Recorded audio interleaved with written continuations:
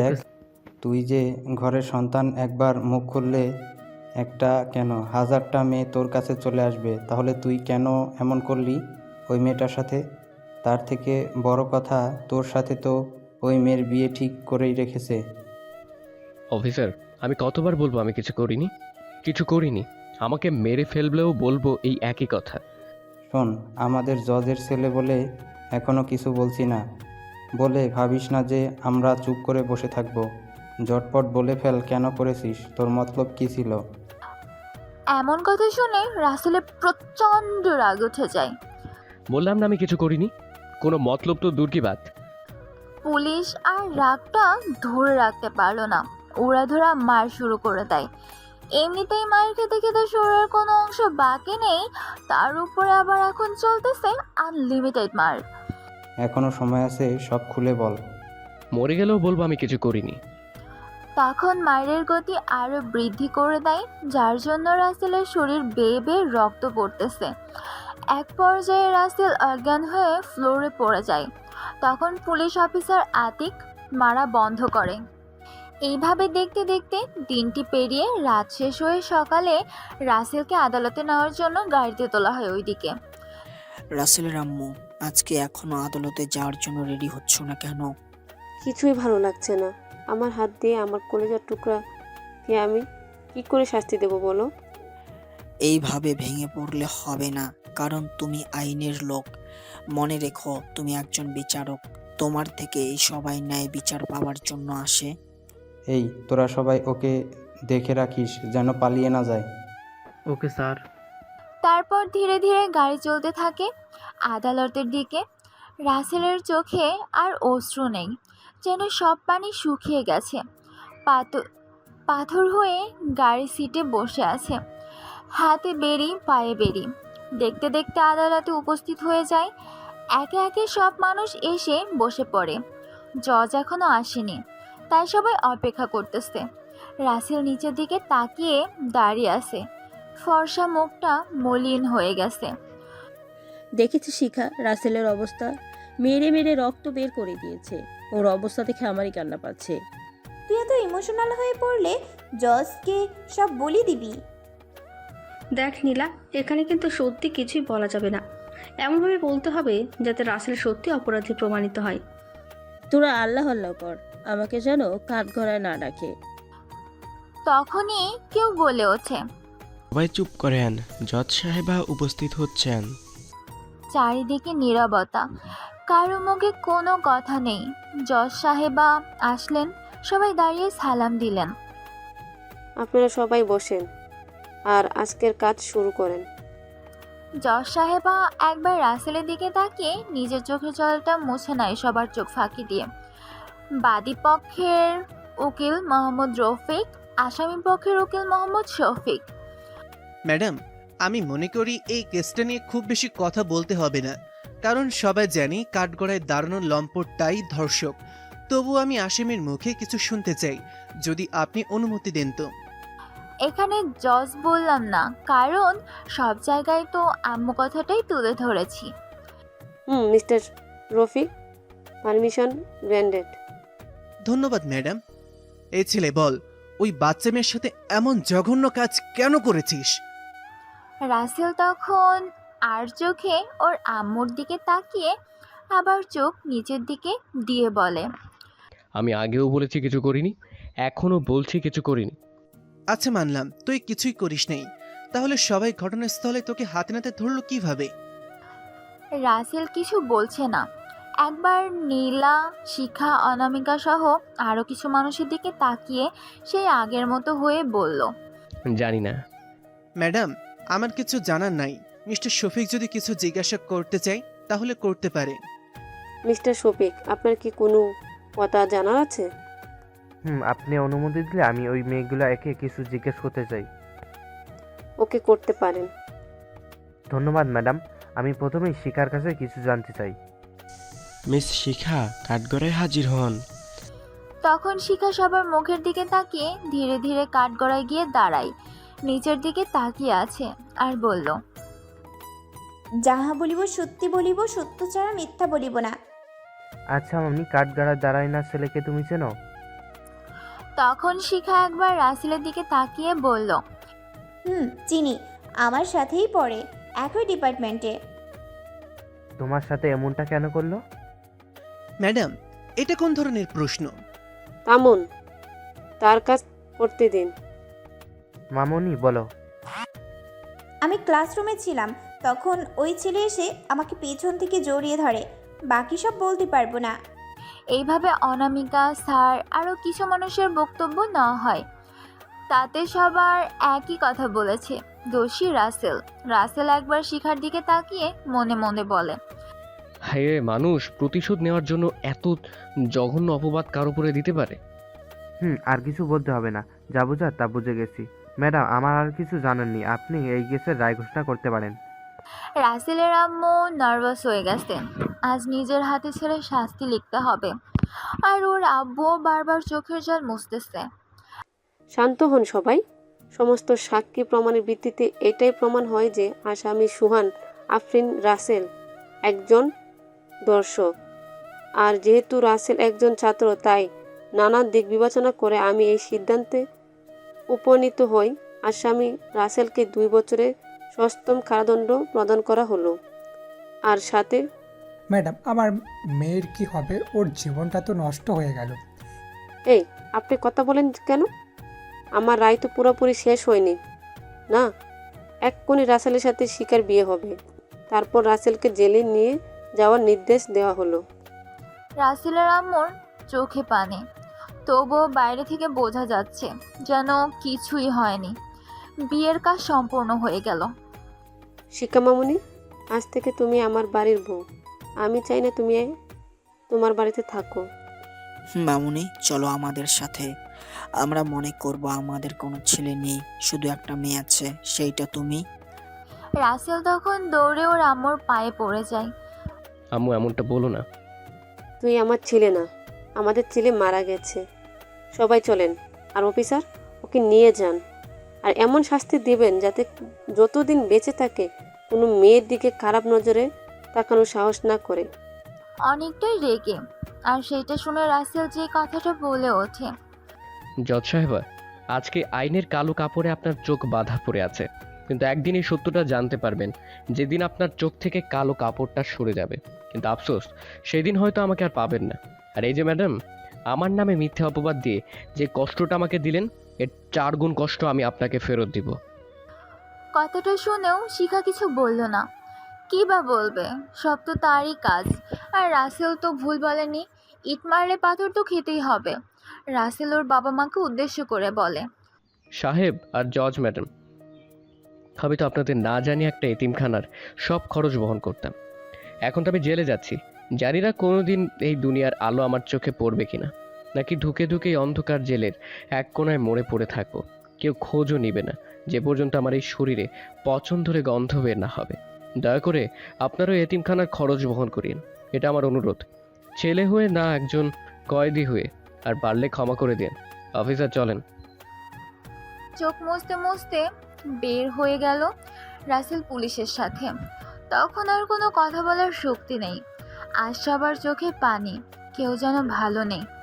রাসেলের আম্মু, ওর শেষ ইচ্ছাটা কিন্তু আমাদের পূরণ করা উচিত। ওটা তো আর খারাপ কাজ না যে ভাবতে হবে, ওর ইচ্ছা পূরণ করব। অতীতের কাহিনী শেষ, এখন বর্তমানের দিকে আসা যাক।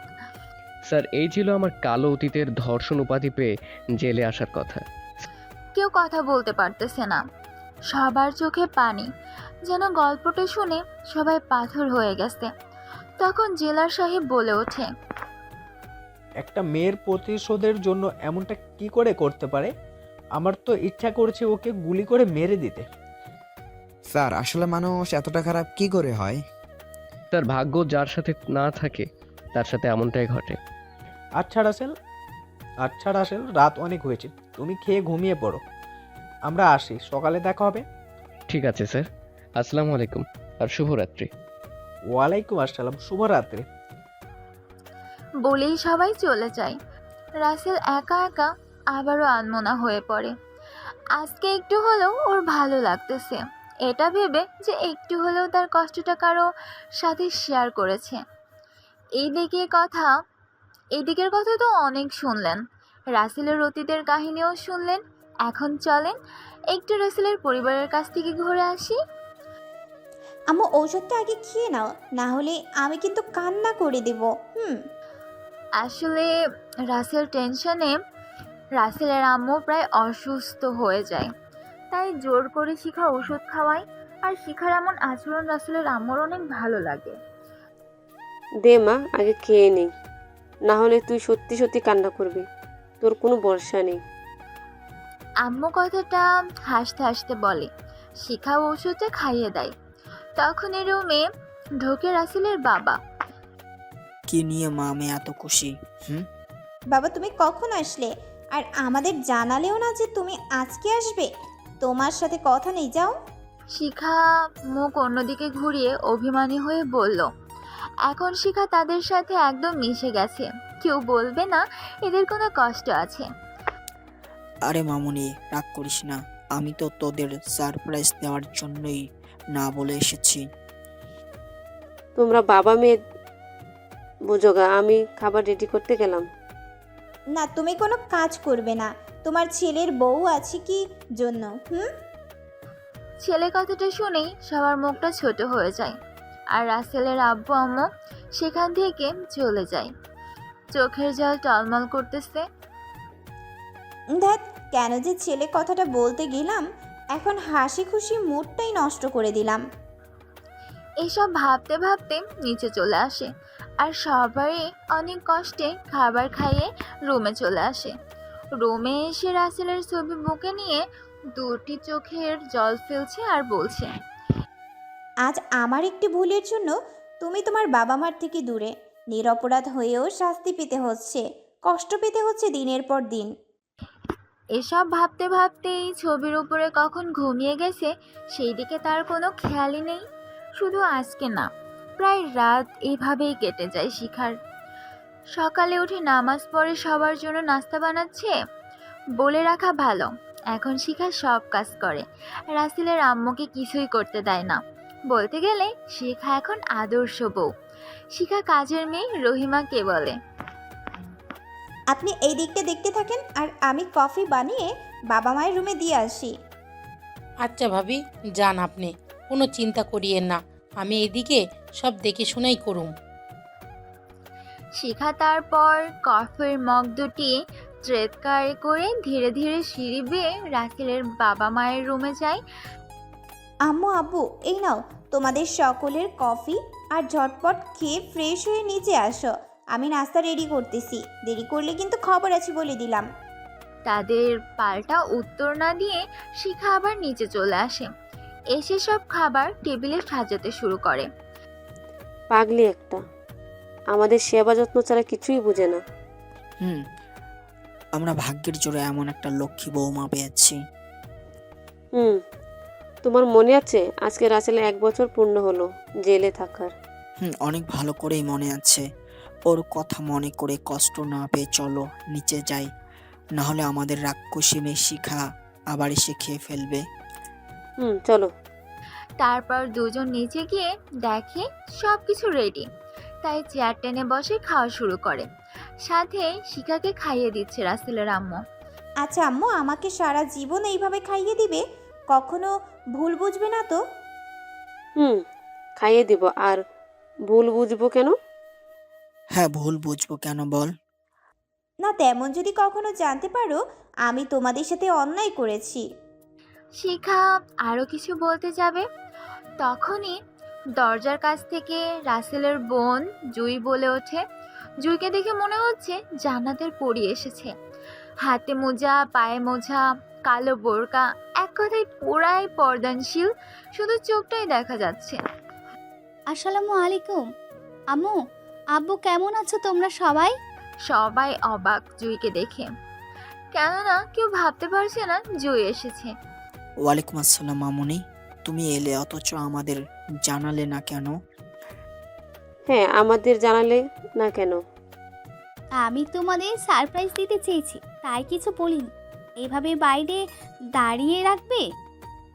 আয় ভিতরে আয়। আম্মু, আমি ভাইয়ার সাথে কিন্তু একটুও কথা বলবো না। একটি বছর হলো আমার সাথে কথা বলে না। ফোন দিলে বলে সুইচ অফ। তোমাদের বললে বলো কাজে ব্যস্ত।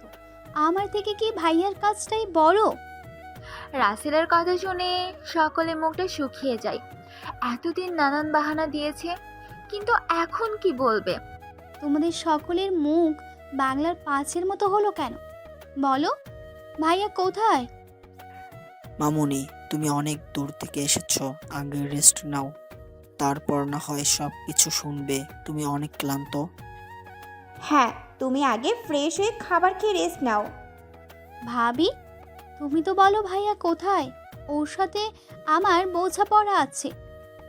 কেন আমার সাথে কথা বলে না? জুইয়ের এমন আচরণ দেখে সবাই বুঝতে পারে এই মেয়েকে সবকিছু খুলে না বলে উপায় নাই। এখন আর লুকাতে পারবে না, তাই সিদ্ধান্ত নেয় সব খুলে বলবে। মামুনি, আসলে রাসেল আমাদের সাথে থাকে না, একটি বছর হলো। এই কথা শুনতো জুই অনেকটাই অবাক হয়। কেন, ভাইয়া আবার কোথায় থাকে? আসলে তোমার ভাই এমন একটা কাজ করেছে যা তুমি কষ্ট পাবে বলে এতদিন তোমাকে বলিনি, কিন্তু আজ আর না বলে পারছি না। তারপর শুরু থেকে সবটাই খুলে বলে। আপনারা তো জানেন, তাই আর নতুন করে বলে আপনাদের মূল্যবান সময় নষ্ট করতে পারলাম না। এসব শুনে জুই কান্না করে দেয়, কারণ সব থেকে বেশি ভালোবাসতো রাসেল তাকে। আমার ভাই এমনটা কখনোই করতে পারে না। তোমরা বিশ্বাস করলে কিভাবে? দেখ মামুনি, আমরা সব কিছু জেনেছি। রাসেল এমনটাই করেছে তোর ভাবির সাথে। শিখার মুখে হাসি নেই, সেও কান্না করতেছে, চোখের জল গাল বেয়ে বেয়ে পড়তেছে। শিখা আরও সবার কষ্ট সহ্য হয় না, তাই সিদ্ধান্ত নেয় যা হবার হবে, সে সব কিছু খুলে বলবে। আব্বু আম্মু, আমি কিছু বলতে চাই, যদি আপনারা আমাকে ভুল না বুঝেন তো। যখনই বলতে যাবে তখনই দরজার ওপাশ থেকে কেউ বলে ওঠে। আমরা কি মনে করব? পাগলি মেয়ে একটা, বল কি বলতে অনুমতি চাচ্ছিস? আমি বলতে চাই। যখনই শিখা কিছু বলতে যাবে তখনই দরজার পাশ থেকে শিখার বাবা বলে ওঠে। কি খবর বন্ধু, কেমন আছিস? আমাদের কথা একেবারেই ভুলে গেছিস তাই না? আমাদের থেকে? আমরা ভালো আছি, তোরা ভালো আছিস তো? আর তোদের কি ভোলা চাই বল? আমরাও ভালো আছি বিআই সাহেব, ভুলে না গেলে আমাদের বাসায় অবশ্যই আসতেন। শিখা ওর বাবা মাকে দেখেই দৌড়ে তাদের গিয়ে জড়িয়ে ধরে আর বলতে থাকে, আম্মু আব্বু, তোমরা কেমন আছো? আর এতদিন পরে আমার কথা মনে পড়লো। মনটা একটু ছোট করে বলল, মামনি, তোকে তো সবসময় মনে করি, কিন্তু আসার সময় হয় না। জানিস কত কাজে বিজি থাকতে হয়। সেইটা জানি, তাই বলে মেয়েকে দেখতে আসবে না, এটা কি হয়? তখনই শিখার বাবার চোখ চাই দাঁড়িয়ে থাকা জুইয়ের দিকে। আচ্ছা বন্ধু, এই মেয়েকে তো চিনতে পারলাম না। আসলে শিখার বাবা রাসেলের বোনকে কখনো দেখেনি, শুধু শুনেছে। আর জুই এখনো দাঁড়িয়ে আছে। ও এটা আমার মেয়ে জুই, আজকে পাকিস্তান থেকে এসেছে। আসসালামু আলাইকুম আঙ্কেল আন্টি, আপনারা কেমন আছেন? ওয়ালাইকুম আসসালাম, আমরা ভালো আছি। তুমি কেমন আছো মামুনি? আলহামদুলিল্লাহ আঙ্কেল, আমিও ভালো আছি। এইভাবে অনেক কথা বলে তারা সবাই। খাবার পর্ব শেষ করে আর তখনই আব্বু বলে ওঠে, আচ্ছা শিখা, মামুনি তুই কি যেন বলতে চাইছিলি? এই কথা শুনে শিখা একটু চমকে যায়, কেননা তার বাবা মাও এখানে আছে। এখন কি করবে? অনেক ভেবে চিন্তা করে সিদ্ধান্ত নেয় সব ঘটনা খুলে বলবে, তারপর যা হবার হবে। আব্বু, আসলে আমি এমন কিছু বলবো যা তোমাদের সকলের অজানা। আমি অনেক বলতে চেয়েছি, কিন্তু ভয়ে বলতে পারি নাই। কি এমন কথা যা বলতে এত ভয় পেয়েছিস? আগে বলো, কথাটা শোনার পর আমাকে ভুল বুঝবে না। মামুনি আগে তো বলো কি কথা। মামুনি আগে বলো। তাহলে মন দিয়ে পুরোটা শোনো। তারপর শিখা শুরু থেকে সবকিছু খুলে বলে। আপনারা তো আগেই সবটা জানেন, তাই আর নতুন করে বলে গল্পটাকে বড় করলাম না। সব কিছু শুনে ওইখানে উপস্থিত সবাই অবাক হয়ে যায়। আর শিখার বাবা উঠে গিয়ে ঠাস ঠাস করে কয়েকটা থাপ্পড় লাগিয়ে দেয় শিখার গালে আর বলে, এইসব দেখার জন্য তোকে বড় করেছি, সামান্য প্রতিবাদ নেওয়ার জন্য একটা নিরাপদ ছেলের জীবনটা নষ্ট করলি। বাবা আমাকে ক্ষমা করে দাও, আমি যা করেছি সবটাই ভুল করেছি। শিখার বাবার পায়ে ধরে বলল। রাসেলের বাবা মায়ের মুখে কোনো কথা নেই, দুজনেই যেন পাথর হয়ে গেছে, চোখ দিয়ে অশ্রু গড়িয়ে পড়তেছে। রাসেলের বোন তো হাউমাউ করে কান্না শুরু করে দিল। ভাবি, তুমি আমার ভাইয়ের সাথে এমনটা কেন করলে? ভাইও তো তোমারই হবু বড় ছিল। আমি তো প্রতিশোধের নেশায় এমন জঘন্য কাজ করেছি। যখন জানলাম তোমার ভাই আমার হবু বর, তখন অনেক দেরি হয়ে গেছিল। তখন থেকেই আমাকে কষ্টের আগুন পুড়ে খাচ্ছে। ছি শিখা, ছি, তোকে আমার মেয়ে বলতেও ঘৃণা লাগছে। কি করে পারলি একটা নিষ্পাপ ছেলের জীবন নিয়ে এইভাবে ছিনিমিনি খেলতে? আমরা তো তোকে এই শিক্ষায় বড় করিনি। আম্মু আমাকে ক্ষমা করে দাও, আমি অনেক বড় ভুল করে ফেলেছি। আমরা তোকে ক্ষমা করার কে? তোর শ্বশুর শাশুড়ির কাছে ক্ষমা চা।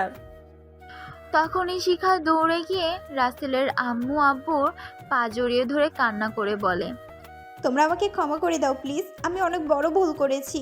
জানি সেই ভুলের কোনো ক্ষমা হয় না, তবুও ক্ষমা করে দাও। শিখার কান্নার শব্দে তাদের জ্ঞান ভানে। আর রাসেলের আম্মু বলে, মারে, তোকে দোষারোপ করে কি করব বল? যেখানে তোর থেকে বড় অপরাধী আমরা। নিজের জন্ম দেওয়া ছেলেকেই চিনতে পারলাম না, তার কোনো কথাই বিশ্বাস করলাম না। এ হাত দিয়ে আমার কলেজার টুকরাকে শাস্তি দিয়েছি। বলেই নিজের হাতকে ওয়ালের সাথে বাড়ি মারতে থাকে। তখন রাসেলের আব্বুকে থামিয়ে, রাসেলের আম্মু, এইভাবে ভেঙে পড়লে তো আর হবে না, আগে রাসেলের খবর নিতে হবে। হ্যাঁ, আগে রাসেলের খবর নিতে হবে, কেমন আছে, কিভাবে আছে। আজকে রাসেলের 1 বছর হলো, একটিবারের জন্য দেখতে যাইনি কেমন বাবা মা আমরা। সন্তান যতই অন্যায় করুক না কেন, তবু তো আমাদের সন্তান। সেটাই কেন ভাবলাম না? আম্মু চলো, ভাইয়া যে জেলে আছে সেখানে আমরা যাই। চলো সবাই, পরে এসে সব কিছু শোনা বা করা যাবে। আগে রাসেলকে নিয়ে আসি। তারপরে সবাই যেভাবে আছে সেইভাবে গাড়ি নিয়ে বেরিয়ে পড়ে জেলখানার উদ্দেশ্যে। চলেন এখন আবার রাসেলের কাছে ফিরে যাই। রাসেল আদনান স্যারের রুমে দাঁড়িয়ে আছে। রাসেল, তুমি এখানে কি বাসায় যাবে? কি করে যাব স্যার বলেন? একটি বছরে একবারের জন্য খোঁজ নিতে আসেনি আমি কেমন আছি, কি অবস্থায় আছি। তা অবশ্যই ঠিকই বলেছ। যাদের কাছে তোমার কোনো মূল্য নেই তাদের কাছে গিয়েও বা কি করবে? নাও, এখানে একটা সই করো, তোমার সব কিছু বুঝিয়ে নাও। ঠিক আছে স্যার। তারপর রাসেল সই করে সবকিছু বুঝে নিয়ে বেরিয়ে আসতে যাবে। তখন রাসেল, এইখানে কিছু টাকা আছে, রেখে দাও, কাজে লাগবে। ভেবো না আমি দিচ্ছি, এগুলো তোমার টাকা যা তুমি কাজ করে পেয়েছো। ধন্যবাদ স্যার, ভালো থাকবেন, আসি। আর বেঁচে থাকলে দেখা হবে, তবে এখানে না হয়ে বাইরে যেন হয়। তুমি ভালো থেকো, আর কোনো সমস্যা হলে আমাকে বলবে।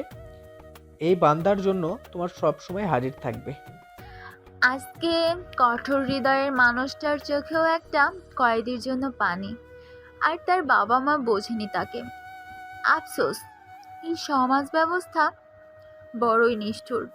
মিথ্যাকে সত্য আর সত্যকে মিথ্যা বানায়। রাসেল জেলের গেট থেকে বের হয়ে আকাশের দিকে তাকিয়ে আবার নিচের দিকে তাকিয়ে ধীরে ধীরে হাঁটতে শুরু করে। এদিকে একটু পরে রাসেলের পরিবারের সবাই জেল গেটে এসে নেমে সোজা ভিতরে চলে যায়। সব পুলিশ সালাম দিচ্ছে আর পিছে পিছে আসতেছে। জেলার সাহেব, আমার ছেলে কোথায়? জেলার সাহেব একটা কাগজে কি যেন লিখছিল। কথা শুনে সামনে তাকিয়ে দেখতে পায় জজ ম্যাডাম। তখন একটু রাগ নিয়েই বলে, কে আপনার ছেলে? কয়েদি নাম্বার 420। রাসেল আমার ছেলে, বলেন কোথায় আছে? হ্যাঁ, তাড়াতাড়ি বলেন, রাসেল কত নাম্বার জেলে আছে? সে এখানে নেই। আর কেন খুঁজতে এসেছেন? দেখতে এসেছেন নাকি বেঁচে আছে কিনা মরে গেছে? দেখেন, আমরা আমাদের ভুল বুঝতে পেরেছি, সততা জানতেও পারিনি আর জানার চেষ্টাও করিনি। প্লিজ বলেন কোথায় আছে? একটা মেয়ে এমনটা কি করে করতে পারে? আর আপন একজন বিচারক হয়েও এমন কাজ কি করে করলেন ভাবতে পারে না।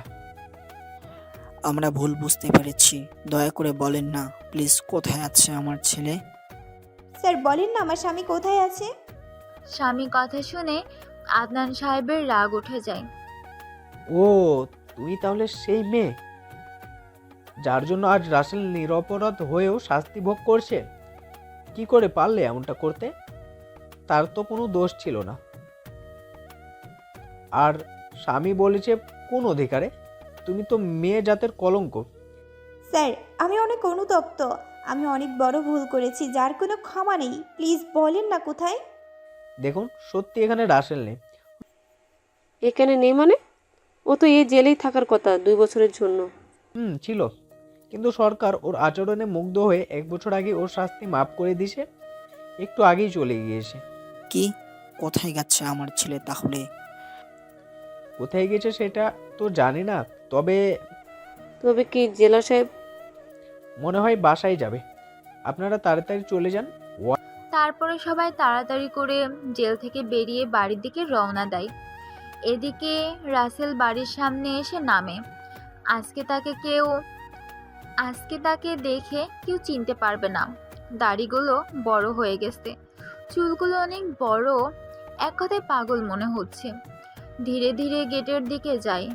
তখনই গেট দিয়ে ঢুকতে যাবে, তখনই গেটের দারোয়ান শফি আটকে দেয়। তার হাতে থাকা লাঠি দিয়ে বলে, এই কে আপনি? আর এইভাবে এই বাসায় ঢুকছেন কেন? চাচা, আমি রাসেল, তোমার ছোট সাহেব। রাসেলের কণ্ঠ শুনে চিনতে আর দেরি হলো না। কি বাবা তুমি? অনেকদিন পরে তোমাকে দেখতে পারলাম, কেমন আছো? না, কেমন থাকতে পারি সেটা তো তুমি জানোই। আচ্ছা, বাবা মা কি আমার কথা বলে? আর তারা সবাই কি বাড়িতে আছে? না, তারা সবাই তাড়াহুড়া করে কোথায় যেন গেল, আমাকে কিছুই বলেনি। আর কি বলবো বাবা, তোমার কথা এই বাসায় কেউ বলে না। মাঝে মাঝে শিখা মামুনি তোমার কথা বললেই তোমার বাবা মা সেখান থেকে চলে যায়। কথাটা শুনে রাসেল অনেকটাই কষ্ট হয়।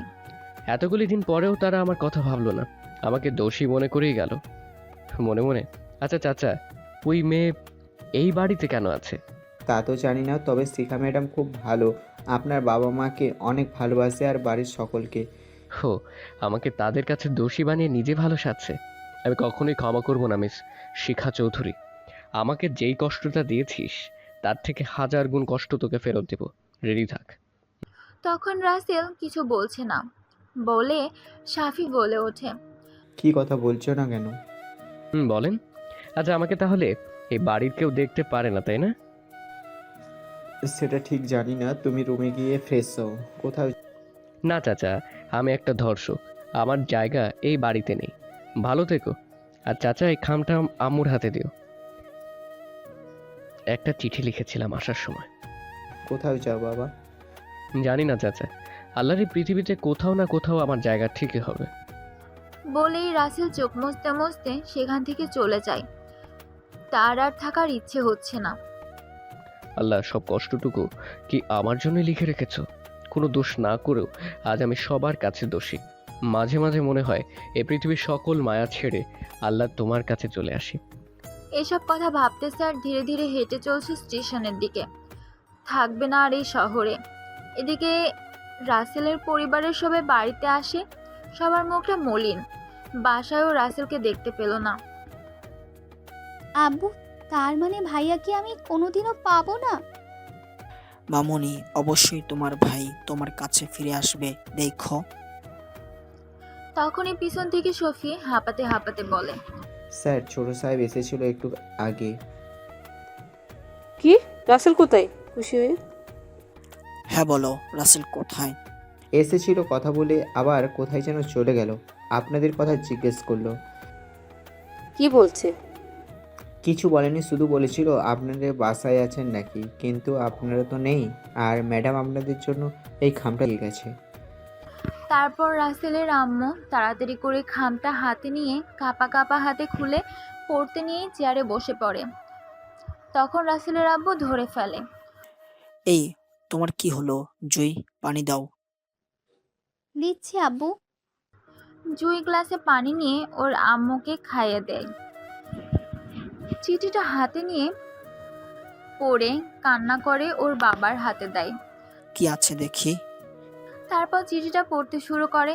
চলেন আমরা একটু শুনে আসি। প্রথমে সালাম নিও। আম্মু আব্বু, হ্যাঁ সরি, আম্মু আব্বু ডাকার অধিকারটুকু এখন আর নেই, তবুও ডেকে ফেলেছি। আমার কলিজার বোনটা আমাকে খুব বকা দিচ্ছে, তাই না? আমিও খুব মিস করি। তোমাদের দেখতে খুব ইচ্ছে করছিল, কিন্তু আফসোস আমার ভাগ্যে আল্লাহ সেটা রাখিনি। জানো আম্মু, যেদিন তুমি বলেছিলে আমি তোমাদের সন্তান না, সেই দিন আমি বেঁচে থেকেও মরে গেছি। খুব কষ্ট হয় আমার। আজ কোনো অপরাধ না করেও অপরাধী। আমার কোনো অভিযোগ নেই কারো প্রতি। যাই হোক, বেশি কিছু বলে তোমাদের সময় নষ্ট করতে চাই না। আমার বোনটাকে দেখে রেখো। আর যদি কখনো জানতে পারো রাসেল নামের ধর্ষকটার মৃত্যু হয়েছে, সেই দিন এই অবাগার কবরে 3 মুঠ মাটি দিতে হলেও আব্বুকে। ভালো থেকো তোমরা, আর পারলে ক্ষমা করে দিও, ইতি একজন ধর্ষক। চিঠিটা পড়েই রাসেলের আব্বুর চোখ থেকে পানি পড়তে থাকে। আজকে যেন এই বাড়িতে শোকের ছায়া নেমে এসেছে। কারো মুখে হাসি নেই, আছে শুধু কান্না। এইভাবে ভেঙে পড়লে চলবে না, নিজেদের শক্ত করে, সব কিছু ঠিক হয়ে যাবে। কি করে ঠিক হবে বলো? রাসেল কোথায় আছে, কেমন আছে, কি করছে, কে জানে? এদিকে রাসেল বাস স্টেশনে এসে একটা চট্টগ্রামের টিকিট কেটে বাসে উঠে বসে পড়ে। একটা চাদর মুড়িয়ে আছে, দেখেই মনে হচ্ছে একটা পাগল। দু চোখে পানি। নির্দিষ্ট সময়ে বাস তার গন্তব্যের দিকে চলতে শুরু করে। পিছে পড়ে যাচ্ছে এই শহরের সব কিছু, থেকে যাচ্ছে শুধু মায়াগুলো। বাস চলতে চলতে কুমিল্লার 14 গ্রামে এসে থামে কিছু সময়ের জন্য। সময় নেমে যান, যার যার ব্যক্তিগত কাজ থাকলে সেরে নেন। বাস এইখানে আধা ঘন্টা অপেক্ষা করবে। তারপর যে যার মতো নেমে গেল। বাসে শুধু আনমনা হয়ে বসে আছে রাসেল। তার কোনো ভাবনাই নেই, শুধু অঝরে চোখের পানি পড়তেছে। চাদর মরিয়ে আছে, তাই কেউ বুঝতেও পারছে না। দেখতে দেখতে আধ ঘন্টা শেষ হলো। বাস আবার তার নির্দিষ্ট গতিতে চলতে শুরু করে। রাসেল ঘুমিয়ে পড়েছে। শেষ রাতের আগ মুহূর্তে সকালে বাস এসে থামে চট্টগ্রামের একটা স্টেশনে। সবাই নেমে যায়, কিন্তু রাসেল ঘুমিয়ে আছে। মামা, এই মামা, চট্টগ্রাম চলে এসেছি, নামেন। সবাই নেমে গেছে। তখন ডাক শুনে রাসেলের ঘুম ভেঙে যায়। মামা, আপনাকে অনেক অনেক ধন্যবাদ আমাকে ডেকে দেওয়ার জন্য। ধন্যবাদ দিতে হবে না, এটা আমার নৈতিক দিনের দায়িত্ব। আচ্ছা মামা, তাহলে ভালো থাকেন, আসি। কোথায় যাবে, কি করবে, কিছুই জানে না সে। আনমনে হেঁটেই চলেছে অজানা গন্তব্যের উদ্দেশ্যে। হাঁটতে হাঁটতে প্রায় অনেকটা পথ অতিক্রম করে ফেলেছে। অতিরিক্ত হাঁটার কারণে রাসেল খুবই ক্লান্ত হয়ে পড়ে। তাই সে আনমনা হয়ে ভাবতে থাকে কি করবে। তখনই সামনে একটা গাছের নিচে বসার ছিট দেখতে পাই। অনেকটা হাঁটলাম, এখন একটু জিরিয়ে নিই, না হলে আর চলতে পারবো না। সেখানে তো একটা দোকানও দেখা যাচ্ছে, কিন্তু কিনে খেয়ে পেটটাকেও শান্তি করা যাবে। এইসব ভাবতে ভাবতে রাসেল সেখানে গিয়ে বসে, আর দোকানের ভিতরে একটা মধ্যবয়সের লোককে দেখতে পায়। চাচা, আমাকে একটা চা দিন, আর আগে 2টা কলা আর একটা পাউরুটি দেন। ঠিক আছে বাবা, এই নাও তোমার কলা আর পাউরুটি। রাসেল চাচার হাত থেকে নিয়ে খেতে থাকে। একটু পরে চাও দেয়। আরাম করে তৃপ্তি সহকারে খেয়ে নেয়। চাচা, এই নিন আপনার টাকা। আর চাচা, এখানে রাতে থাকার মতো কি কোনো কিছু পাওয়া যাবে? না বাবা, সেটা এখানে পাবে না, তুমি বরং সামনে খোঁজ করতে পারো। ধন্যবাদ চাচা। আচ্ছা আসি, ভালো থাকবে। বলেই রাসেল ধীরে ধীরে আবারও অজানা গন্তব্যের দিকে হাঁটতে শুরু করে। কোথায় যাবে এখনও বুঝে উঠতে পারছে না। এই শহরে পরিচিত কেউ নেই যে সেখানে যাবে, আর থাকলেই বা কি হতো। তারা ওর বাবা মার মতো অবিশ্বাসী করত। তার কোনো কাগজপত্রও নেই যে সেইটা দিয়ে কোনো চাকরির ব্যবস্থা করবে। তাই সে সিদ্ধান্ত নেয় কোনো দিনমজুরের কাজ করবে। যদিও করতে কষ্ট হবে, তবুও সে পেটের ভাত জোগাড় করতে কাজ করবে বলে ঠিক করে। চলতে চলতে একটা ইটের ভাটা দেখতে পেয়ে সেখানে যায় একটা কাজ পাবার আশায়। কিন্তু কথায় আছে না, অভাগা যেই দিকে তাকায় সেই দিকেই সব ফুরিয়ে যায়। সেটাই হলো। চলেন একটু শুনে আসি। রাসেল ভাটাতে কাজ করছে এমন একটা লোককে জিজ্ঞেস করলো। আচ্ছা ভাই, এখানে কি আমাকে একটা কাজ দেওয়া যাবে? লোকটি তখন রাসেলের কথা শুনে রাসেলের মুখের দিকে তাকিয়ে বলে, ভাই তুমি কাজ করবে? তোমাকে দেখে তো মনে হচ্ছে না যে তুমি কাজ করবে। আমি কাজ করব ভাই। আমাকে বলে তো কোনো কাজ হবে না, তুমি বরং ম্যানেজারের কাছে যাও। রাসেল তখন ম্যানেজারের কাছে যেয়ে একটা কাজ চায়। আসসালামু আলাইকুম।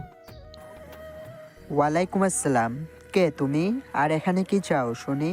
আমি শহরে নতুন, আমাকে একা কাজ দিবেন প্লিজ? রাসেলের কাজ করার কথা শুনে ম্যানেজার অনেকটাই অবাক হয়ে বলে, কি বলছো? তুমি করবে কাজ? সেটা আমাকে বিশ্বাস করতে হবে। চাও, এখানে কোনো কাজই নেই। যত সব কথা থেকে যে এইসব পাগল ছাগল আল্লাহ ভালো জানে। রাসেল সেখান থেকে চলে যায়। আরও অনেক জায়গায় কাজের জন্য যায়, কিন্তু পোড়া কপালে কোনো কাজ জোটে না। এদিকে রাত হয়ে এসেছে দেখে রাসেল মনে আরও ভয়ের উৎপত্তি হতে লাগলো। পকেটেও খুব বেশি টাকা নাই যে কাজ না পেলেও কিছু দিন চলতে পারবে। গুনে গুনে 100 টাকা হাতে আছে। শুধু পাউরুটি আর পান খেয়ে পেরিয়ে গেল 2 দিন। কোনো কাজ জোগাড় করতে পারলো না। পকেটের সব টাকাও শেষ, বলতে গেলে পেটেও সব শেষ। একটা গাছের নিচে বসে বসে ভাবছে কি করবে। এইভাবে না খেয়ে কি জীবনযুদ্ধে জয়ী হতে পারে নাকি? ধুকে ধুকে রাস্তার কোনো এক পাশে মরে পড়ে থাকবে। এসব ভাবছে আর চোখ দিয়ে ফোঁটায় ফোঁটায় জল গড়িয়ে জল গড়িয়ে গাল বেয়ে শার্টটাই ভিজে গেছে। চলেন একটু রাসেলের পরিবারের কথা শুনে আসি। আম্মু, আম্মু ভাইয়া কোথায়? ভাইয়াকে এনে দাও। মামুনি শান্ত হও, তোমার ভাইয়া ঠিক চলে আসবে। কবে আসবে? আজকে 2 দিন পেরিয়ে গেছে। না জানি আমার ভাইটা কি খেয়েছে, কি করছে, না খেতেও পাইনি।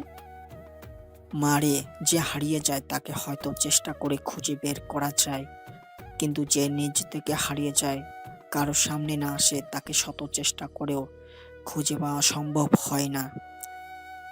তার মানে আমি আমার ভাইকে আর কোনোদিনও দেখতে পারবো না? ভাইয়া বলে জড়িয়ে ধরতে পারবো না? মন খুলে দুষ্টুমি করতে পারবো না? কেঁদে কেঁদে গলায় বসিয়ে ফেলেছে, যার জন্য কথাও বলতে পারছে না। কষ্ট হচ্ছে। আল্লাহর উপরে ভরসা রাখো, দেখবে তোমার ভাই একদিন ঠিকই ফিরে আসবে। আমি তো এই 2 দিন তাকে কম খুঁজি নাই, সব জায়গায় খোঁজ করেছি, কিন্তু কোথাও কেউ কোনো খোঁজ দিতে পারেনি। রাসেলের বাবার চোখেও পানি। ছেলে মানুষের নাকি খুব কম কষ্টে চোখে জল আসে না? তাহলে ভাবেন কীরকম কষ্ট তারাও পাচ্ছে। এদিকে শ্বশুর শাশুড়ি ননদের কষ্ট দেখে শিখা যেন ঠিক থাকতে পারছে না, শুধু বারবার নিজেকে দোষারোপ করতেছে। আজ তার জন্যই সবার মুখের হাসি চলে গেছে। কেউ মন খুলে হাসতে পারে না। যতটা চোখের পানি ঝরাতে হয়, জুই দৌড়ে শিখার কাছে গিয়ে, তুমি আমার ভাইয়াকে আমার কাছে এনে দাও। আমি ভাইয়া ছাড়া বাঁচতে পারবো না। প্লিজ তুমি ভাইয়াকে আমার কাছে এনে দাও। বলেই অজ্ঞান হয়ে যায় অতিরিক্ত চিন্তা আর কান্না করে শরীর দুর্বল থাকার কারণে। এখন আমি কি বলবো এদের? আমারও তো কিছুই করার নেই। আজ আমার জন্য সবার জীবন নরকে পরিণত হয়েছে।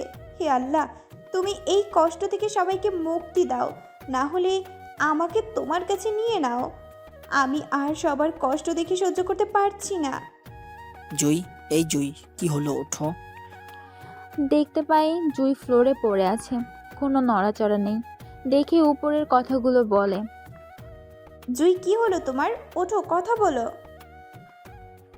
উঠছে না দেখে শিখা দৌড়ে গিয়ে পানি এনে জুইয়ের চোখে মুখে ছিটিয়ে দেয়, কিন্তু তাতেও কাজ হচ্ছে না। অনেকটা সময় এমন করার পরে জুইয়ের জ্ঞান ফিরে আসে আর আবারও কান্না শুরু করে দেয়। আসলে জুইকে ওর বাবা মা থেকেও বেশি আদর করত ওর ভাই, তাই তো তার মায়া কিছুতেই কেটে উঠতে পারছে না। জুইয়ের এমন অবস্থা দেখে সবাই ভেঙে পড়ে। রায়ান, এভাবে করতে থাকলে তো মামুনির কিছু একটা হয়ে যাবে। এমনিতেই কেঁদে কেঁদে জুই মামুনি অনেক দুর্বল, তাড়াতাড়ি ডক্টরকে আসতে বল। রে, না হলে ছেলের সাথে সাথে মেয়েকেও হারাতে হবে। তারপর রাসেলের বাবা রায়হান সাহেব ফোন করে তার পারিবারিক ডাক্তার শিহাবকে। সব কিছু খুলে বলে আর দ্রুত তাদের বাড়িতে আসতে বলে। প্রায় 1 ঘন্টা পরে ডক্টর আসে। কোথায় রাখি? শিহাব, চল, জুইকে ওর ঘরে শুয়ে রেখেছি। কেঁদে কেঁদে একেবারে ভেঙে পড়েছে। আঙ্কেল কিসের জন্য এমন করছে? একটু অবাক হয়ে, কারণ সে তো মাদ্রাসাতে পড়ে। প্রেম ভালোবাসার প্রশ্ন আসতেই পারে না, কারণ সে জানে মাদ্রাসার ছেলে মেয়ে আর যাই করুক না কেন, প্রেম ভালোবাসার বিয়ে আগে জড়াবে না। কি জন্য আর হবে? ও তো ওর ভাইকে বেশি ভালোবাসতো, আর রাসেল তো নেই, তাই ও সহ্য করতে পারতেছে না। একটা ধর্ষকের জন্য কেউ যে এমন করে আজ প্রথম শুনলাম বা দেখলাম। ডাক্তারের কথা শুনে রাসেলের আম্মুর মাথা গরম হয়ে যায় আর রেগে বলে, শিহাব, তুমি আমাদের পারিবারিক ডাক্তার বলে ভেবো না, যা খুশি তাই বলবে, আর আমরা কিছুই বলবো না। মনে রেখো, আমার ছেলে দর্শক না, সে দর্শক সাজানো হয়েছে। শিহাব তখন অনেকটাই ভয় পেয়ে যায়।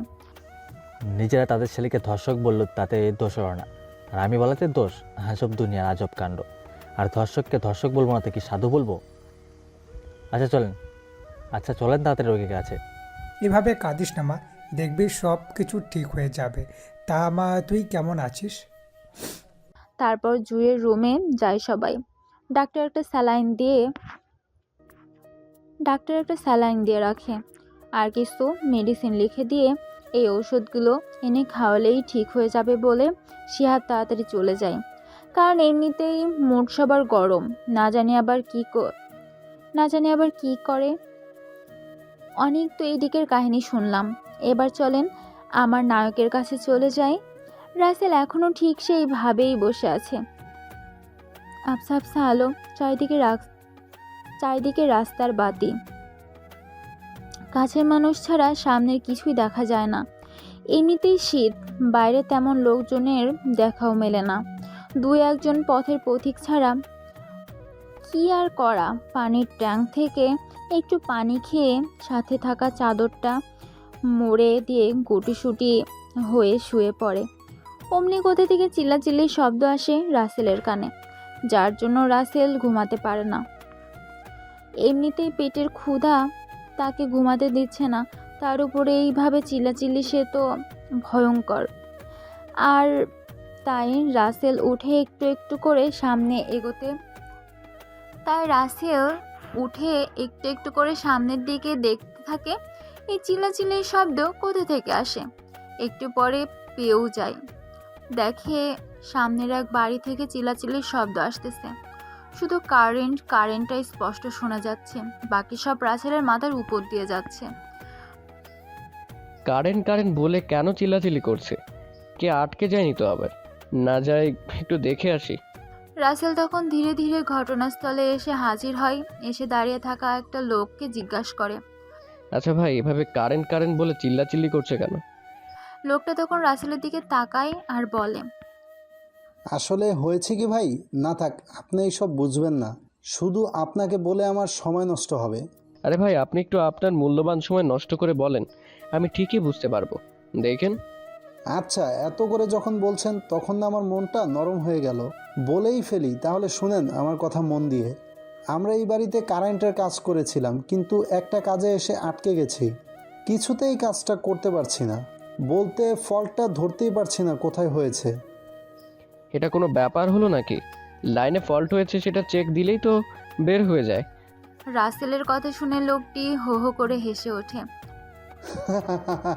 আমরা এটা জানি, কিন্তু কোথায় হয়েছে সেটা জানতে পারলে তো কাজটা হয়েই যায়। আচ্ছা, আমি কি একটু দেখতে পারি সমস্যাটা? যদি আপনাদের সমস্যাটা ঠিক করতেই পারি তাহলে তো ভালোই হবে, তাই না? জীবনে কারেন্টের কাজ করেছেন নাকি যে দেখতে চাইছেন? একটা কিছু হলে আবার হাসপাতালে নিয়ে দৌড় পাড়তে হবে। যান এখান থেকে, দেখেই বোঝা যাচ্ছে পাগল একটা।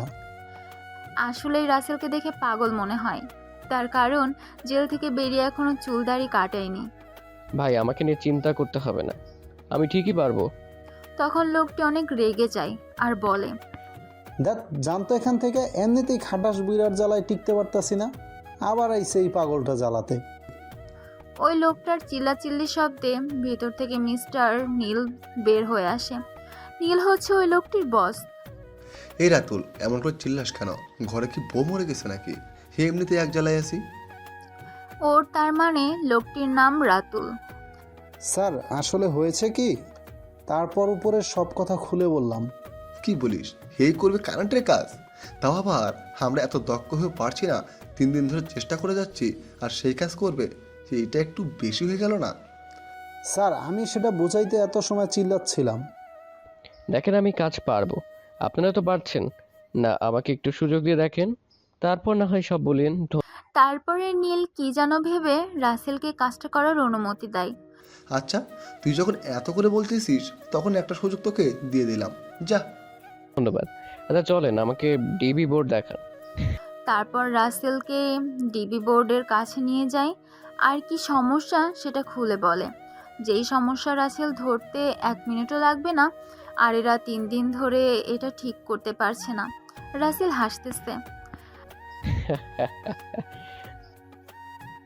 এই এই তুই পাগল হয়ে গেলি নাকি? হাসোস কেন?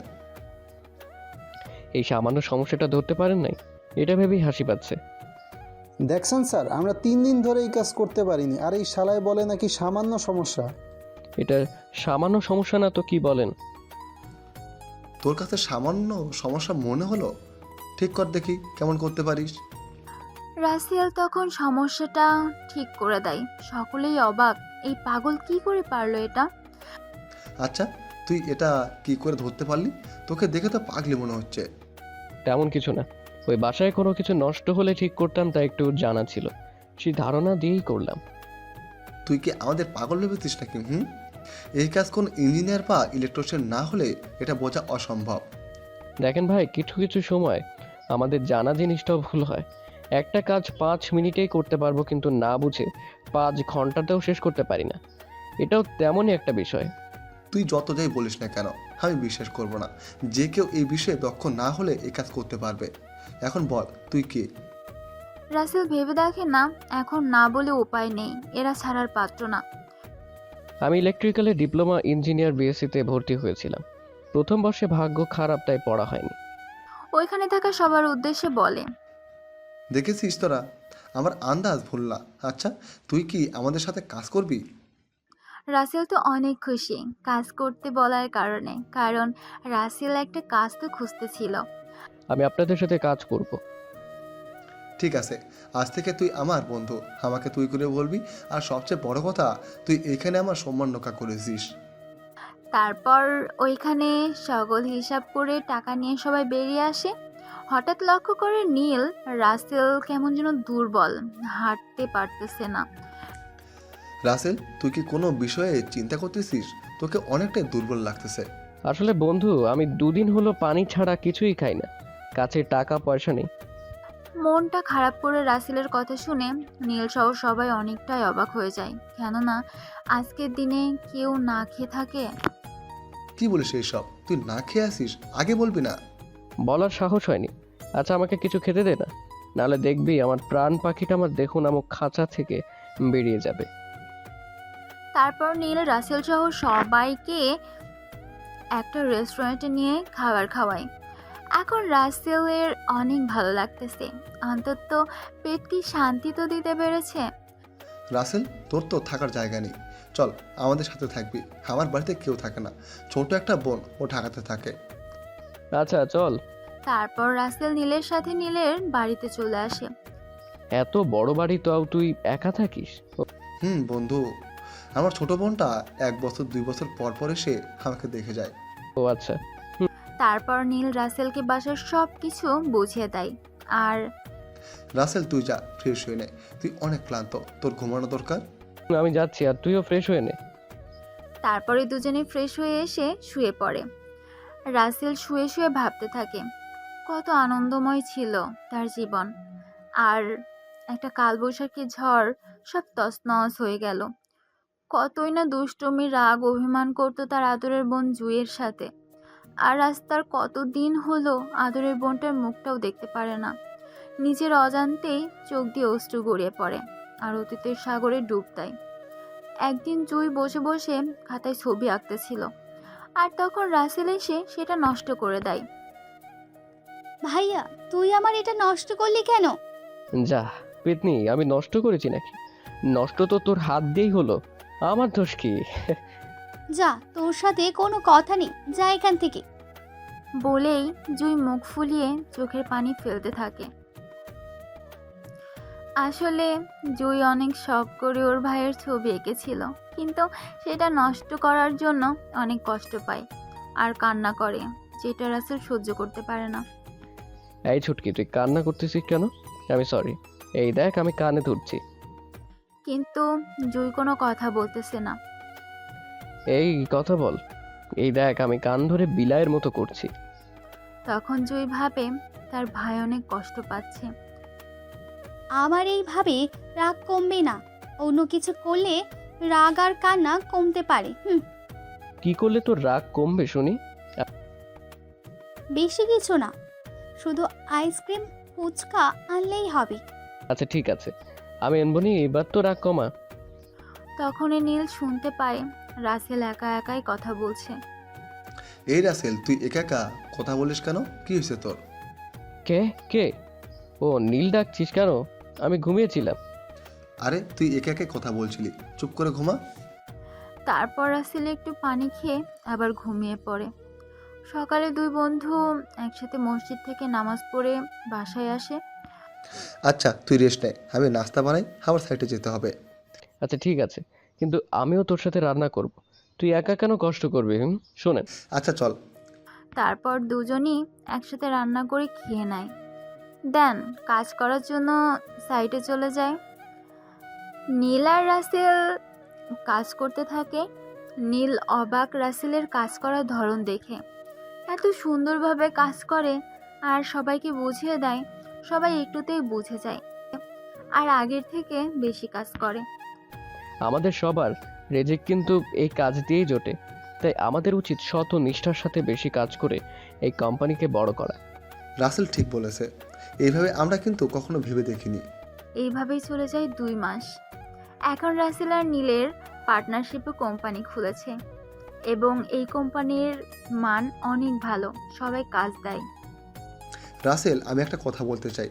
কিরে, তুই একটা কথা বলবি আর সেটার জন্য আমার থেকে অনুমতি চেয়ে ছোট করে দিচ্ছিস? আরে ঠিক সেটা না। আচ্ছা আগে তো বল। আমি চাই তুই আবার বিএসসিতে ভর্তি পড়াশোনা শেষ কর। না রে, ভালো লাগে না, অনেক পিছনে পড়ে আছি। তাই কি তুই আবার শুরু করবি? নিজেকে প্রতিষ্ঠিত কর। তুই যখন বলছিস তখন আমি ভর্তি হব, কিন্তু তার জন্য আমার কাগজপত্র আনতে হবে। তুই কাগজপত্রও গুছিয়ে রেডি কর। আমার পরিচিত একটা স্যার আছে, তার সাথে আমি কথা বলে সব রেডি করি। আচ্ছা ঠিক আছে। তারপর রাসেল ভাবতে থাকে, নীলের কাছে তো ঠিকই বলল কাগজপত্র আনবে, কিন্তু কি করে আনবে? কলেজে তো যেতে পারবে না, স্যার দিবেও না, আর সেখানে রাসেলের যাওয়ার ইচ্ছেও নেই। তখনই রাসেল একজনের কথা মনে পড়ে, যার মাধ্যমে কলেজ থেকে কাগজ আনতে পারবে। তাই রাসেল মনে মনে সিদ্ধান্ত নেয় তার সাথে যোগাযোগ করবে। আর সেই মানুষটা আর কেউ না, সে হলো জেলার আদনান সাহেব। রাসেল কিছু না ভেবে আদনান সাহেবের নম্বরে ফোন দেয়। রিং হচ্ছে, ক্রিং ক্রিং। হ্যালো, আসসালামু আলাইকুম, কেমন আছেন আঙ্কেল? ওয়ালাইকুম আসসালাম, আলহামদুলিল্লাহ ভালো আছি। তুমি কে বাবা? তোমাকে তো চিনতে পারলাম না। আমাকে চিনতে পারছেন? আমি রাসেল। ও রাসেল, কেমন আছো? আর এতদিন পরে আমার কথা মনে পড়লো? আপনি তো জানেনই আমার অবস্থা, কেমন আর ভালো আছি। আপনার কথা আমি সবসময় মনে করি। তুমি সবসময় আমার কথা মনে করো, এই জন্যই হয়তো আমি খেতে বসলে বিষম খাই। কি যে বলেন না আঙ্কেল, একটা দরকার আপনাকে ফোন করেছি। বলো। আবার সাধ্যমতো চেষ্টা করব তোমার উপকার করার। আমি পড়াশোনা শেষ করতে চাই, তার জন্য আমার কলেজ থেকে কাগজপত্র আনতে হবে। সেটা তো ভালো কথা। তো এই কলেজে এসে নিয়ে যাও। আমি গেলে ধর্ষক বলে অপমান করে তাড়িয়ে দিবে। আপনাকে যেভাবে হোক কাগজ তুলে দিতে হবে। আচ্ছা, ব্যবস্থা করতেছি, তুমি চিন্তা করো না। তারপর অনেক কথা বলে রাসেল কল কেটে দেয়। পিছন থেকে নীল বলে, রাসেল, আমি স্যারের সাথে কথা বলে সব ঠিক করেছি, তুই কাগজ আনলেই সব হয়ে যাবে। আমি ব্যবস্থা করছি, পেয়ে যাব, কোনো চিন্তা নেই। এইভাবে কাজের মধ্যে দিয়েই কেটে যায় অনেকগুলো দিন। রাসেল কলেজে ভর্তি হয়েছে, ক্লাস করবে না, শুধু পরীক্ষা দিবে। এইভাবে নানান কষ্ট অবহেলা সহ্য করতে করতেই অতিবাহিত হয় 2.5 বছর। এখন রাসেলও অনেক ধনী, গাড়ি বাড়ি কোনো কিছুরই অভাব নেই। সবাই এক নামে চেনে, আর কে। সামনে রাসেলের বিএসসি ফাইনাল পরীক্ষা, এটা শেষ করলেই সে বিএসসি ইঞ্জিনিয়ার হবে। অনেক তো এদের কথা শুনলেন, চলেন একটু রাসেলের পরিবারের কথাও শুনে আসি। একদিন রাতে শিখা জায়নামাজে বসে আল্লাহর কাছে 2 হাত তুলে মোনাজাত করতেছে। হে আল্লাহ, মানুষ ভুল করলে আবার ক্ষমাও পায়, কিন্তু আমি কি কোনোদিন ক্ষমা পাবো না? তোমার কাছে তো কোনো কিছুরই অভাব নেই, তাহলে রাসেলকে আমার জীবনে ফিরিয়ে দাও। আমি যে আর পারছি না এভাবে কষ্ট বয়ে বেড়াতে। চোখের জল টপ টপ করে হাতে পড়তেছে, তবুও সেই দিকে খেয়াল নেই তার। এই অবস্থায় শিখাকে যে দেখতো সেই কান্না করে দিত। শিখা ঘুমিয়ে পড়ে। সকালে ঘুম থেকে উঠে নামাজ পড়ে সকলের জন্য নাস্তা তৈরি করে খাবার টেবিলে পরিবেশন করে। সবাই খেতে আসে। আম্মু, ভাইয়া আজও ফিরে এলো না, কতদিন হলো তাকে দেখি না। তুই দেখিস রাসেল ঠিকই একদিন ফিরে আসবে। তাই যেন হয় আম্মু, তোমার কথা যেন আল্লাহ কবুল করে। এইদিকে শিখা এক মনে তাদের কথা শুনছে আর চোখ থেকে জল ফেলছে, যেটা জুই ঠিকই খেয়াল করে। ভাবি, তুমি কান্না করতেছো কেন? কই না তো, চোখে পোকা পড়েছিল তো, তাই এমন। শিখা, যাই বলো না কেন, আমরা বুঝি তোমার কষ্ট। আর কত রাসেলের পথ চেয়ে বসে থাকবে বলো? আমি চাই তুমি বিয়ে করে নতুন জীবন শুরু করো। বাবা, আমার এই দেহে যতদিন প্রাণ আছে ততদিন আপনার ছেলের পথ চেয়ে বসে থেকেই যাব। আর বিয়ের কথা না বলে আমাকে গলা টিপে মেরে ফেলেন, তাও বিয়ের কথা বলিয়েন না। আচ্ছা, তুই কাঁদিস না, সব ঠিক হয়ে যাবে, আল্লাহর উপর ভরসা রাখ। এদিকে রাসেলের পরীক্ষা তাই প্রচুর পড়তেছে। নীল কফি এনে বলে, দোস্ত, আর পড়তে হবে না, এমনিতে তুই ভালো রেজাল্ট করবি। দোস্ত, কি যে বলিস না, সবাই ক্লাস করেই পারে না, আর আমি তো ক্লাস করিনি, তাহলে না পড়ে কি করে পারবো বল? যাই হোক, তুই কফি খেয়ে পড় কেমন? আর শোন, আমরা নতুন যেই প্রজেক্টটার জন্য চেষ্টা করছি সেটা পেয়ে গেছি। সত্যি? আরও এত বড় প্রজেক্ট আমরা পেয়ে গেছি, পুরো 5,000 কোটি টাকার প্রজেক্ট এটা। রে। আচ্ছা তুই পড়, আগে তোর পরীক্ষা শেষ হবে, তারপর এই বিষয়ে কথা বলবো, তার আগে না। এইভাবে দেখতে দেখতে রাসেলের পরীক্ষা চলে আসে। আজকে পরীক্ষা। নীল, আমি তো যাচ্ছি পরীক্ষা দিতে, আমার জন্য দোয়া করিস, তুই ছাড়া তো আর কেউ নেই। তোর জন্য আমার দর সবসময় আছে, আর আমি তোর পরিবারের কথা জানতে চাইলেই হিরে যাস কেন? পরে জানতে পারবি, এখন আমি আসি, বাই, দেখে শুনে থাকিস। তারপর রাসেল পরীক্ষা দিতে যাবে, তাই বাড়ির সামনে এসে একটা রিক্সা নিয়ে যাত্রা শুরু করে। নিজের গাড়ি আছে তবুও গেট দিয়ে ঢুকে সোজা ক্লাসরুমে চলে যায়। একটু পরে পরীক্ষা শুরু হয়। রাসেলের সব কমন পড়েছে। সামনে পিছনের জন দেখে দেখে লিখতেছে। খুব ভালো পরীক্ষা হয় রাসেলের। পরীক্ষা শেষ করে বাসায় চলে যায়। নীল সোফায় বসে বসে রাসেলের আসার জন্য অপেক্ষা করতেছে। বন্ধু, পরীক্ষা কেমন হলো? আগে সেইটা বল, পরে অন্য কিছু বলিস। আল্লাহ, তোর দোয়ায় আমার পরীক্ষা অনেক ভালো হয়েছে। শুনে খুব খুশি হলাম। দোয়া করি তোর প্রতিটি পরীক্ষা যেন অনেক অনেক ভালো হয়। তারপর রাসেল আর নীল একসঙ্গে ফ্রেশ হয়ে খাবার খেয়ে নেয়। 5 দিন পরে পরীক্ষা, তাই নীল বলে, রাসেল, আজকে একটু চল সাইটের থেকে ঘুরে আসি। চল, অনেক দিন হলো যাওয়া হয় না। তারপর দুজনেই রেডি হয়ে গাড়িটা নিয়ে সাইডে চলে আসে। এসে দেখে সবাই ভালোভাবেই কাজ করতেছে, দেখে আবার চলে যায়। রাস্তায় জ্যাম আটকে আছে রাসেলের গাড়ি। রাস্তায় জ্যামে আটকে আছে রাসেলদের গাড়ি। রাসেলের চোখ আটকে যায় সামনে এক বাচ্চার উপরে।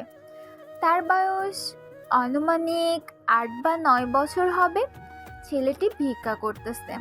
নীল, তুই গাড়ি একটু সামনে নিয়ে আসে, আমি নেমে যাচ্ছি। কেন নেমে যাবি তুই? পরে বলছি বলেই চলে যাই ছেলেটির কাছে। আচ্ছা বাবা, তুমি এইটুকু বয়সে ভিক্ষা করছো কেন?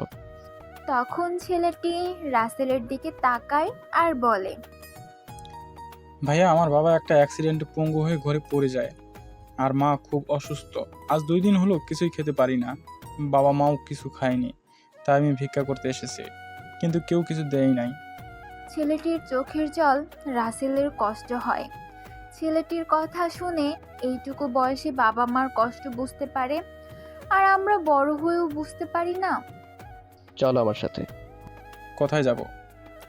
অনেকটা অবাক হয়ে। ভয় নেই, আসো আমার সাথে। এইদিকে নীল একটু একটু করে গাড়ি আগে নিচ্ছে আর রাসেলের কাহিনী দেখতেছে। রাসেল ছেলেটিকে নিয়ে একটা দোকানে যায়। চাচা, 500 টাকার খবরের কাগজ দিন, নানান রকমের। এই নাও বাবা। রাসেল পেপারগুলো নিয়ে, শোনো, তুমি এই পেপারগুলো বাস স্টেশন, ট্রেন স্টেশন, নানান জায়গায় বিক্রি করবে। যেই টাকা লাভ হবে সেটা রেখে বাকি টাকা দিয়ে আবার এখান থেকে খবরের কাগজ কিনে নিয়ে যাবা। বুঝেছি। তারপর রাসেল প্রয়োজন মতো কিছু চাল, ডাল আর কিছু টাকা ছেলেটার হাতে দিয়ে চলে আসে গাড়িতে। আজ আমি মুগ্ধ তোর কাছ থেকে। তুই একটা ছেলের জন্য এত কিছু করলি যা আজকাল পরিচিত কারোর জন্য করে না। তুই কিভাবে দেখলি? দেখেছি আমি তো সব কাণ্ড। খুব ভালো কাজ করেছিস। এখন চল বাসায় যাই। দোস্ত, আজকে না ভালো লাগছে না, যদি খারাপ হয়? দোস্ত, আমার দোয়া তোর সাথে হামেশাই रहेगा। আর যদি খারাপ হয় তাহলে কেউ পাশ করতেই পারবে না। সবাই কি আমার মতো গাধা নাকি যে ফেল করবে? তারপর বাসায় চলে আসে। এইভাবে দেখতে দেখতে রাসেলের পরীক্ষা শেষ হয়ে রেজাল্টের দিন চলে আসে। এইভাবে অনেক কথা বলে। রেজাল্ট পাবলিশের সময় হয়ে যায়। নীল আর রাসেল দুজন মিলে রেজাল্ট দেখে। যেটা দেখে সেটা দেখে তো নীল হার্ট অ্যাটাক হবার মতো, আর রাসেলের চোখে জল। কেননা রাসেল সিজিপিএ 4 পেয়েছে, যা ওদের কলেজে কেউ করতে পারেনি। দোস্ত, কংগ্রেস। ধন্যবাদ। নীল তখন দৌড়ে গিয়ে ফ্রিজ থেকে মিষ্টি এনে সেও খায় আর রাসেলকে খাইয়ে দেয়। পরের দিন মসজিদে মিষ্টি দেয় আর ওদের সব সাইডে দুপুরে খাবারের ব্যবস্থা করে দেয়। এইভাবে কেটে যায় অনেকগুলো দিন। রাসেলের পানি উন্নয়ন বোর্ডে একটা বড় পদে চাকরি হয়। দোস্ত, তুই না সাহায্য করলে আমি পর্যায়ে কখনো পৌঁছতে পারতাম না। তুই শুধু আমার বন্ধু না, ভাইও বটে। এক দোস্ত, এভাবে বলিস না। আল্লাহ আমাকে হয়তো উছিলা করে তোর কাছে পাঠিয়েছে, কিন্তু সব কিছু তুই নিজে করেছিস। দোস্ত, আজকে তোর পরিবারের কথা আমাকে বলতেই হবে। আজ তোকে সব বলবো, কিন্তু তুই আমার জীবনের কাহিনী শুনে সহ্য করতে পারবি না। পারবো, তুই বল।